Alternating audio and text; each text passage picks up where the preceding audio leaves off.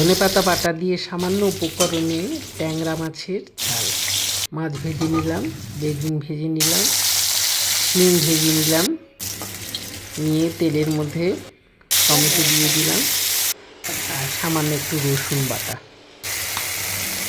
কাঁচা লঙ্কা বাটা আর হলুদ দিয়ে এটা নেড়ে চেড়ে এবার সব ভাজা জিনিসগুলো দিয়ে দিলাম। শিম বেগুন দিয়ে নেড়ে চেড়ে ট্যাংরা মাছগুলো দিয়ে অল্প জল দিয়ে এইবারে